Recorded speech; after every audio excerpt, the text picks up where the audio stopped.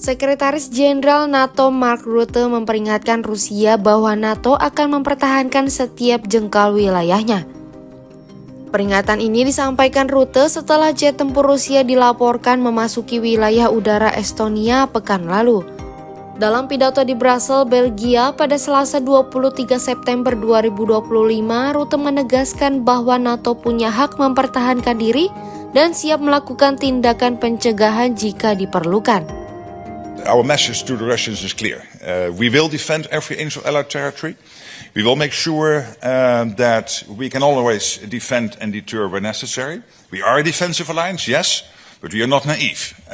So we see what is happening, and whether it is intentional or not. If it is not intentional, then it is blatantly incompetence.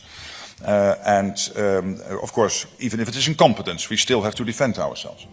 Sebelumnya, hubungan antara NATO dan Rusia memanas setelah drone Rusia menembus wilayah Polandia dan Romania yang merupakan negara anggota NATO. Akibat insiden itu, NATO dan negara-negara anggota lainnya mengirim jet tempur ke sisi timur Eropa sebagai langkah antisipasi. Adapun insiden itu menjadi kali pertama drone Rusia masuk ke wilayah udara anggota NATO sejak Moskwa melancarkan invasi ke Ukraina pada Februari 2022 lalu. Perdana Menteri Inggris Keir Starmer menyebut tindakan Rusia itu sebagai perilaku sembrono dan mengancam keamanan Eropa. Ketegangan NATO dan Rusia semakin meningkat setelah 2 jet tempur Eurofighter milik Jerman dikerahkan pada Minggu 21 September 2025. 2 jet tempur itu dikerahkan untuk mencegat sebuah pesawat militer Rusia di atas Laut Baltik. Langkah itu diambil setelah Estonia menuduh pesawat Rusia melanggar wilayah udaranya. Tindakan Rusia itu pun membuat Estonia geram dan menyebutnya sebagai pola eskalasi Moskwa baik secara regional maupun global. Setelah insiden itu, Estonia meminta Dewan Keamanan PBB menggelar sidang darurat yang sebelumnya belum pernah dilakukan Estonia sejak 34 tahun menjadi anggota PBB.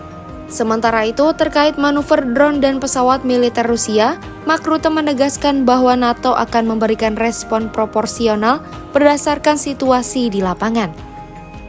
As no immediate threat was assessed here in this case, shooting down the MiGs was not necessary. And of course, what we will always do is to make sure that we react in a proportionate way. But if necessary, you can be assured we will do what is necessary to defend our cities, our people, our infrastructure. But this is how it works. So it doesn't mean that we will always immediately shoot down a plane. We will, as I said, based on clear dimensions, assess the situation real time based on all the available intelligence. And that's exactly what happened here.